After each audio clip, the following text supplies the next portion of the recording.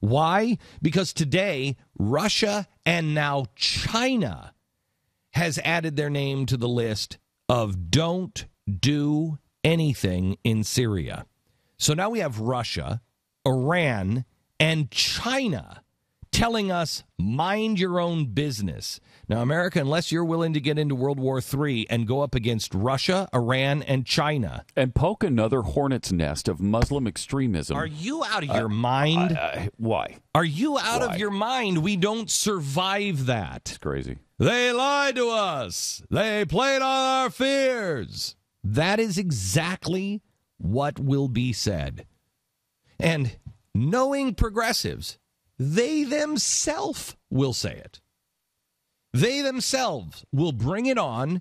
It will be a nightmare. And then when the next election comes, they will blame it on you. Mm-hmm. Don't buy into this.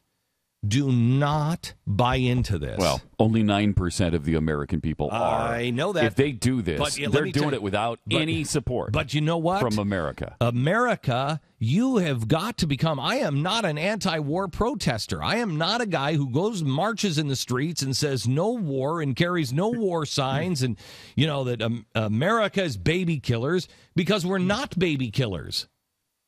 But America is going on we are insane what we're doing.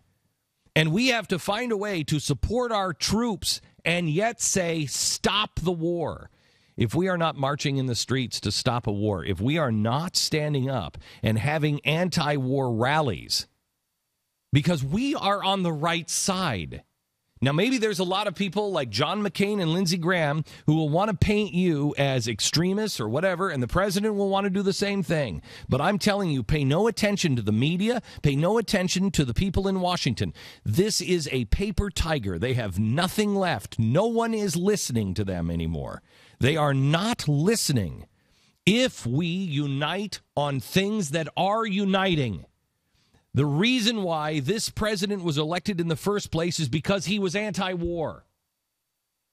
Now, a lot of people were not on our side, were not anti-war then, but they were starting to turn because they said something is wrong. Something is wrong. We are not fighting this to win. What is it? Well, now you know what it is.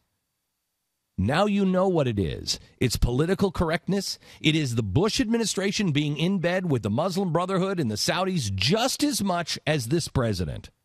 This president is just moving the boat at a lot higher speed. That's it. They have not changed course or direction. And so now, because we have had the scales fall off our eyes, go ahead, blame me for starting all of it. Blame me for standing up for it. Fine, I don't care.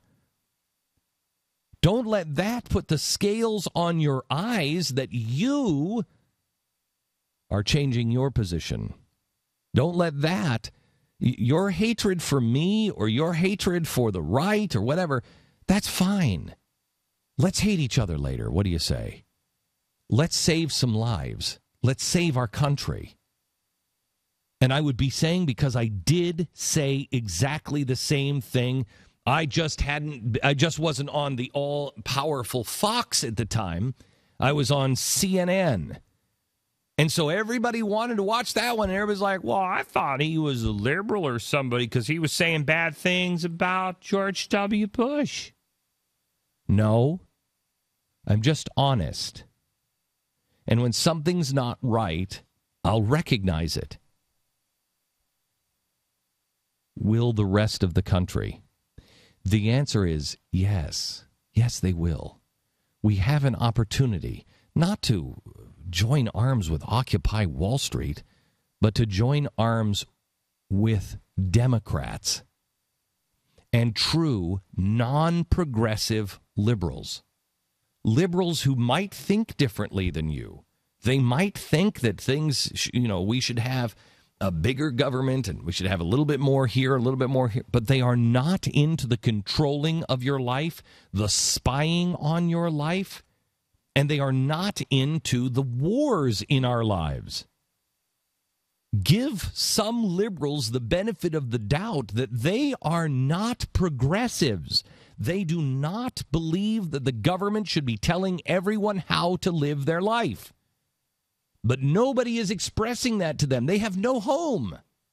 Just like the Tea Party has no home because the GOP is telling you, you're a freak, you're a freak, you're a freak. Well, so is the Democratic Party. They're just not doing it as clearly because nobody has broken out of there yet.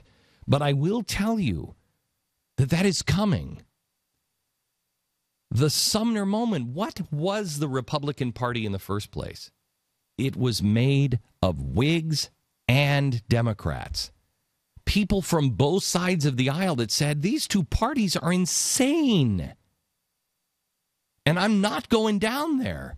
We've been playing this game on slavery for too long. It's wrong. And I'm not going to stand with those people anymore. Now is the time. Now is the time for Democrats and Republicans to say, I'm not standing with these people anymore. They're going to get us into another war, another front, and it's suicide. The Constitution is not a suicide pact, but I think it's very important to realize that when you sign your brain away to the two-party system, you are signing a suicide pact. Wake up and wake your neighbors up and get in the streets because they are going down the same path and it will end the same way, except this time it very well could be a knockout punch because this time Russia and China are not just saying this is a bad idea. They are telling us and warning us, do not do it. We go against China. Who buys all of our debt? Do you know that Russia has turned arms shipments to America, bullets that we buy from Russia? They've turned the ships around mid-course and sent those bullets to the Middle East. Don't screw around with this. This is World War III in the making.